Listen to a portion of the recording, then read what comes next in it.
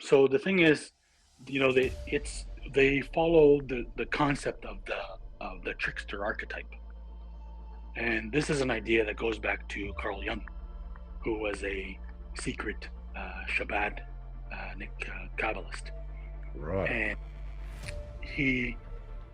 So the concept, basically, the trickster is Satan, and in what they see is that throughout history, there's been this archetype who is a sort of a jester, and leading to the royal order of jesters. That's what discordism, right? It's basically the prankster archetype. It's the idea that the jester is the only one who's able to mock the king to his face without getting his neck cut. So the way they see it is that mockery is a way of jolting people into questioning their paradigms. So that's why, when ultimately what they want people to believe is that there is no truth.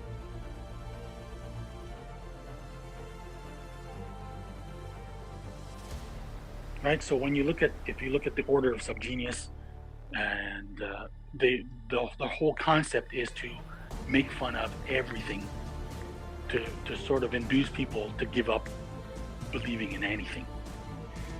So this is why, this has been taken to the internet, to 4chan in particular, and I'm not sure how conscious these guys are of it, but they've been affected by it.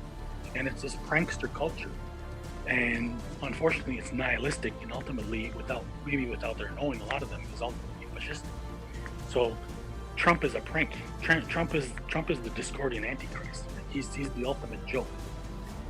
That's and if you look at the language of a lot of these guys who have participated in this 4chan culture, they admitted so themselves. There's a great article called Great Meme War on the internet that quotes these guys, that basically, the reason why they voted for Trump or backed Trump is because they thought he was a joke. Let's talk a little bit about how Alex Jones ties into all of this, and into the Discordians as well. Well, so Alex Jones he's a classic example. There's been many Alex Joneses.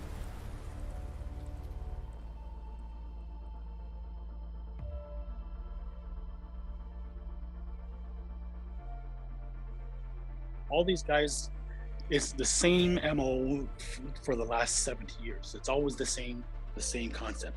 It's basically claiming to expose this communist conspiracy, and always the same characters. Because you look at where Alex Jones got his education with the John Birch Society, and he claims himself that he's got all kinds of intelligence connections and background, and his family.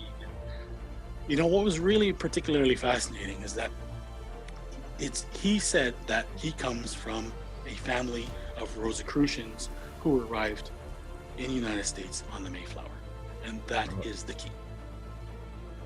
That's the key. Right. He says that he is from the real Illuminati, not the false Illuminati.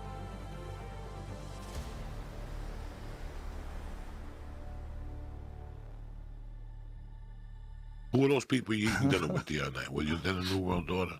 Who's the dinner people? The people you say you were eating with smart people. Oh, Who are those they're people? just, these are all podcasters and former professors and all these different people that are doing different things together. You scared me the other day, though. You had Eddie on the ropes, right? He was thinking you went back with the CIA. What? What? Yeah, you got people Eddie? on the ropes, sure. What are you talking about? He's talking about the CIA. Who knows? What? Nothing. Okay. Don't worry What are you saying? Don't worry about nothing. Eat a cheap chew. It's the 4th of July. What do you got? Here, let's just stop the tape. No, Joe, I'm with the CIA. We're not saying you're with the CIA.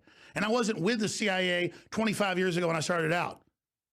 I was with good elements of the CIA when Donald Trump got elected and tried to take the country back from the globalists, because we're under globalist control. The communist Chinese, the EU, Hollywood, the big banks, they say they run this country and they broke its back. So forget the CIA, it's bigger than Coca-Cola. Talking about the CIA like it's mysterious or cool is like talking about the post office. The CIA gets its talking points from me, Joe, and other patriots, not the other way around. I run the CIA, Joe.